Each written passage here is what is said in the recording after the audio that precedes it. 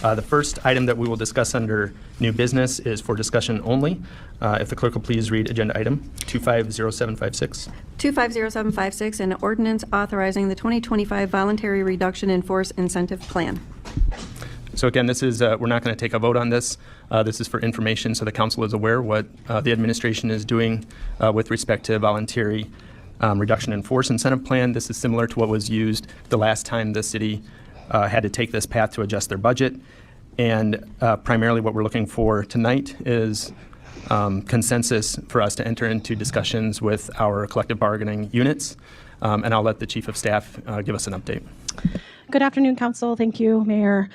So I emailed this over today, a draft of some of just the higher level fact sheets, but I'll go over some details of that.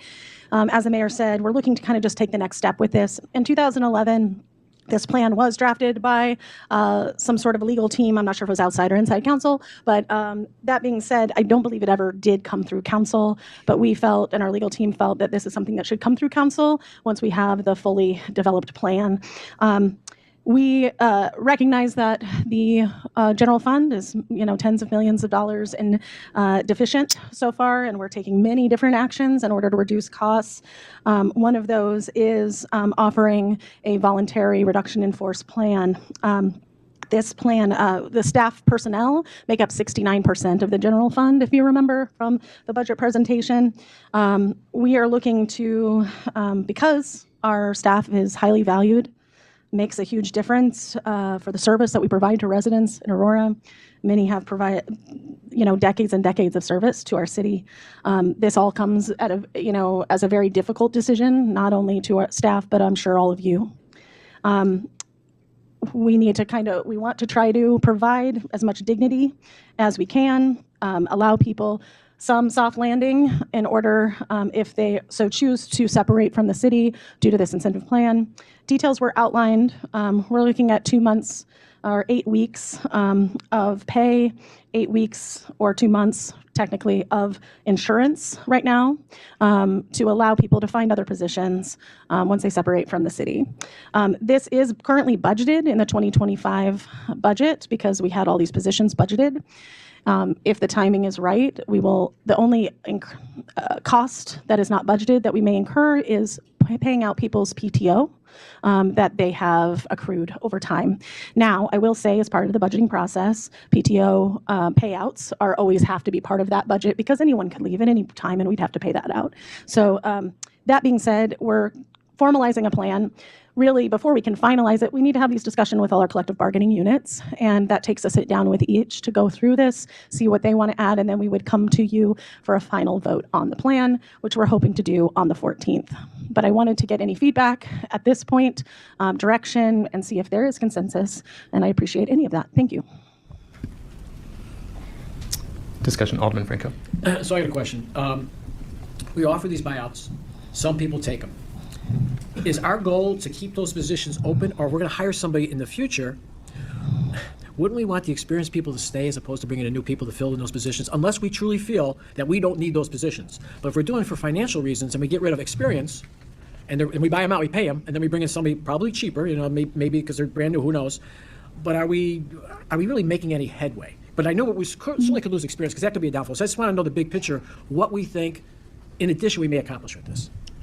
Sure, that's a great question. That is a possibility, but part of this plan is that we have the ability to approve any eligible candidate. So if there is something that, this is highly needed, highly certain, experience level, things like that, not that all of our staff is highly needed, right, in their own roles, but finding a way to navigate that, we will be doing that. So there is that possibility, but there's also a possibility people are very close to retirement, and this would just push them a little, might be a few months earlier than they would have already, and we would be losing them in a few months anyway. This kind of allows us to write the budget, and unfortunately, when anyone retires from the city, we're losing a whole lot of experience and knowledge, and we hope that our staff has, and I think I've seen that here since I've been here, is really trying to make sure that they're training and cross-training people to kind of keep them up, and people fill in those positions as that happens. And we've seen that with a number of people since I've been here. But the fact is that's a possibility, but there is, although you might have an eligible employee, they still have to apply and they can be accepted or denied. Okay. All right, thank you. Any other questions on the VRIF? Alderman Pereira? Yeah. So my comment is regarding prior layoffs. So during the update on the state of the budget, it was stated that several positions, employees were laid off. And so, I would hope that does not continue until we have a full picture and something like this is in place, because unfortunately those employees do not have any additional benefits of being unemployed.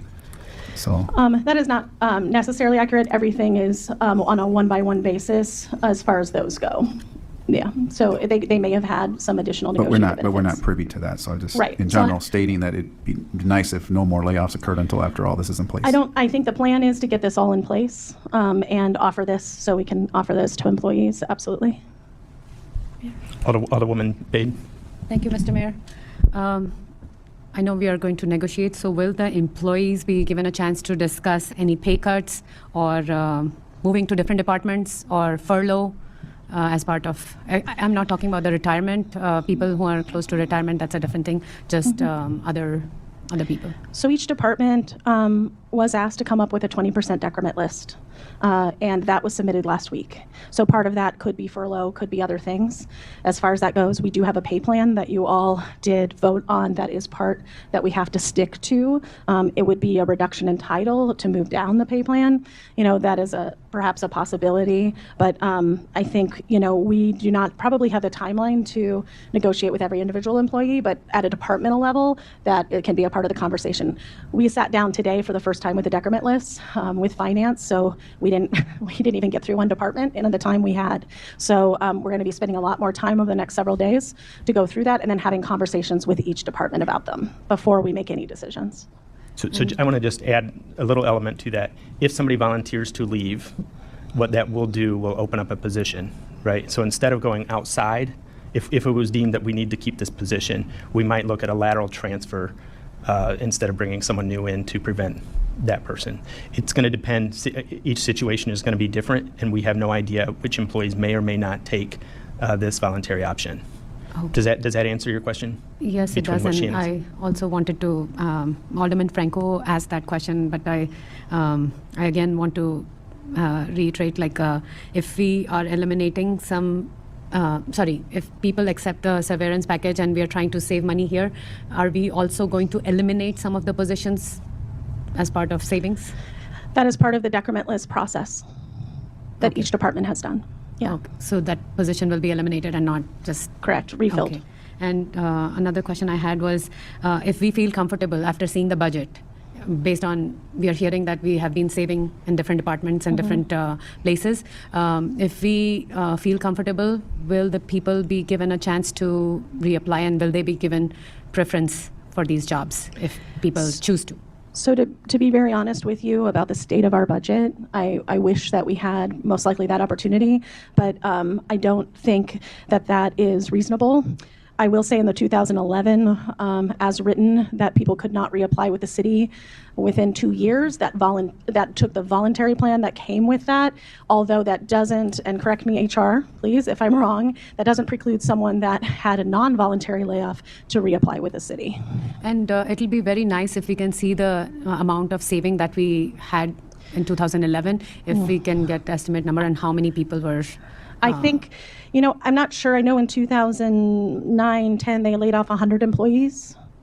But I'm not sure of the numbers. I can look back at that, and that is honestly just off the top of my head based on conversations I've had with people that were around back then. I don't have exact accurate figures, but I can see if we can do that for you. But also compared to 2011 to today are going to be very different because our pay plans are very different.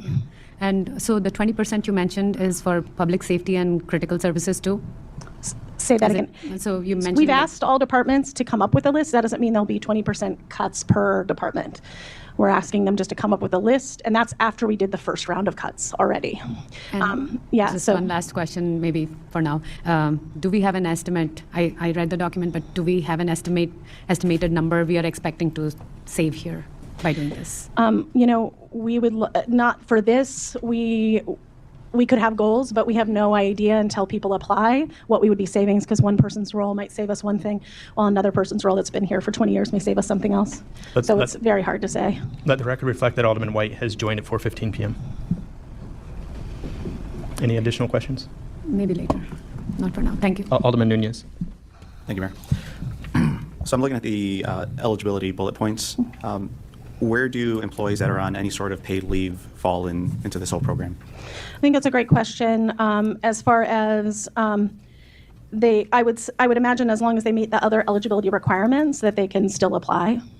Okay. Yeah. Second question, and based on the 20% question that Alderman Bade asked, how did we get to that 20% ask? It's a recommendation from our city treasurer. City Treasurer? Yeah. So based on the recommendation from the City Treasurer, did the City Treasurer then have a rough number in mind that led to that 20% of savings-wise?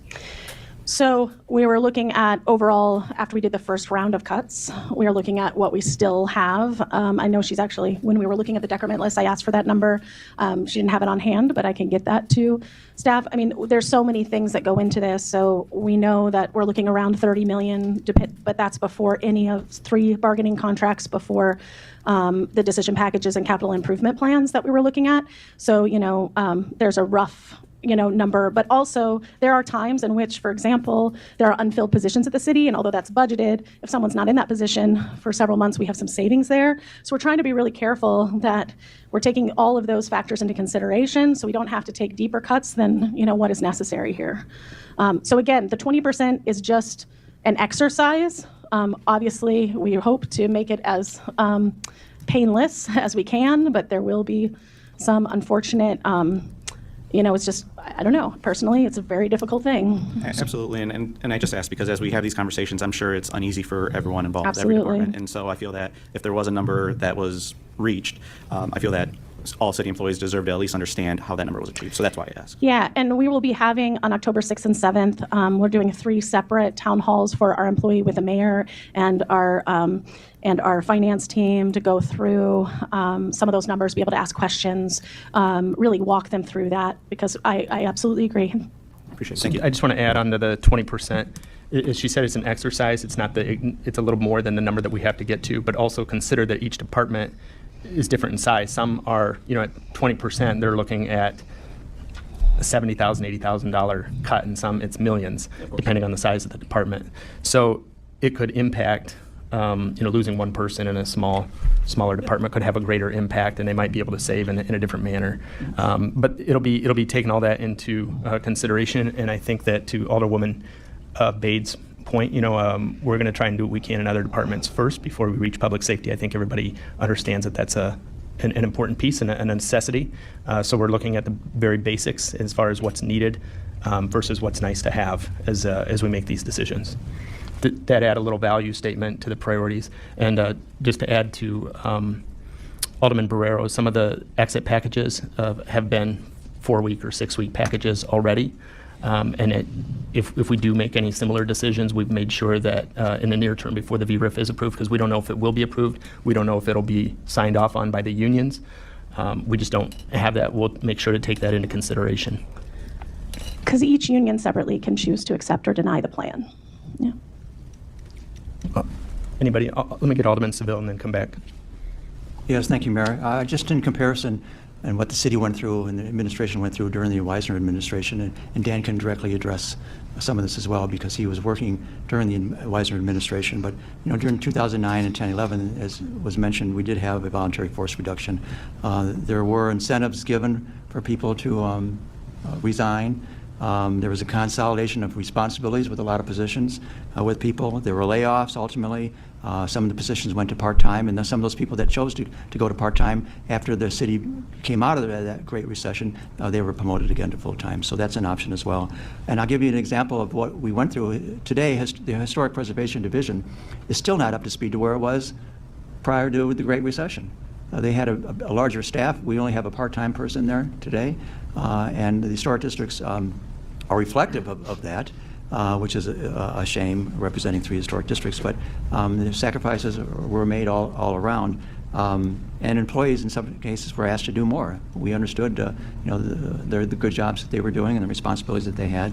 And there was also a lot of deferring of projects as well. We didn't do it one fiscal year, we did it the next or the year after, all to meet the limitations that were imposed upon us by this great recession that we experienced.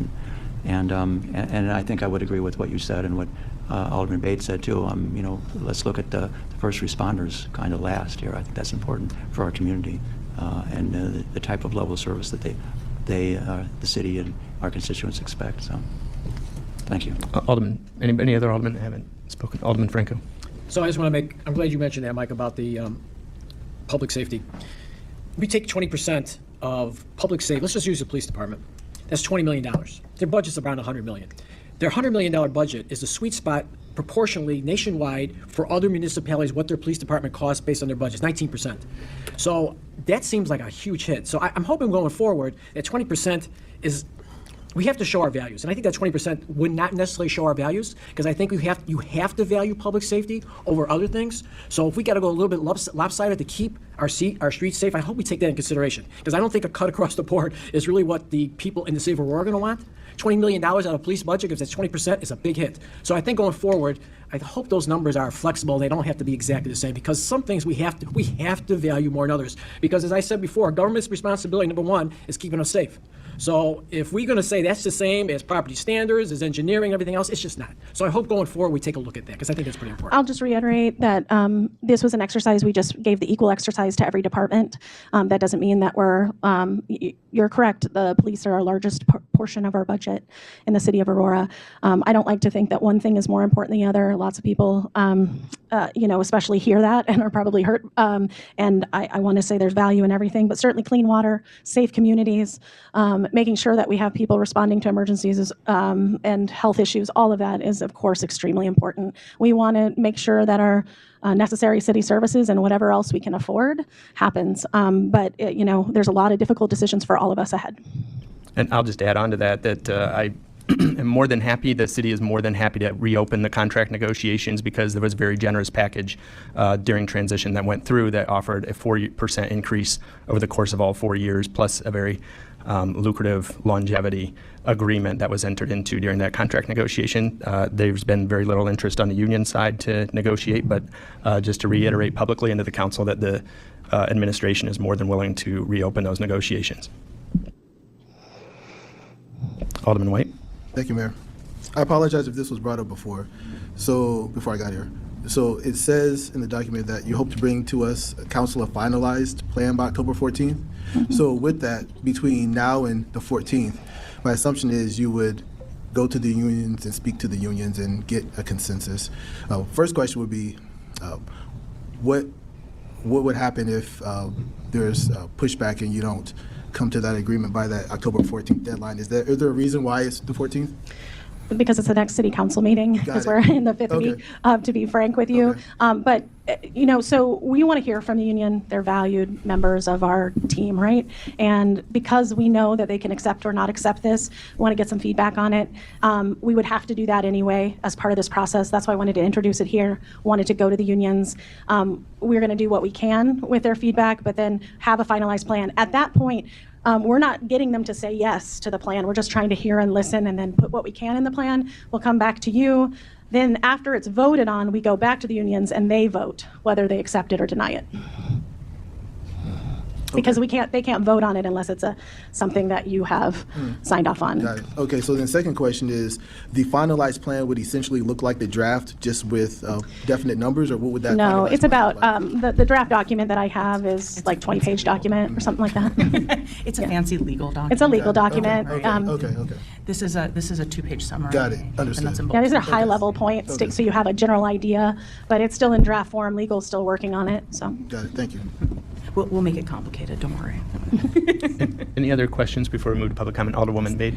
What happens to the non-union positions? How will those be addressed? So the non-union still, they're able to take part of this plan as well. It's just that union, because we have contracts, they can choose to accept or deny the plan. If they deny the plan, then the union decides not to accept the voluntary incentive plan. So they will be offered similar kind of... No, because they didn't accept it. Okay. So, No, but they like get the chance to, and that's why we want to go and talk to them first. Okay. Any other questions on this agenda item discussion? Alderman Barrero? Related to this, will we be getting a, this is thanks to Alderman Franco for asking me earlier if I heard, if there's a budget schedule prepared, or when will it be prepared so we can plan accordingly? We are to get that to you very soon. We're working on that. Chair of Finance, Alderman Masiako's got us a sample one, so we're working on that right now to get all the finance budget meetings lined up, and then we get the budget document by the 15th of October. Everybody's going to be very busy. Any other questions?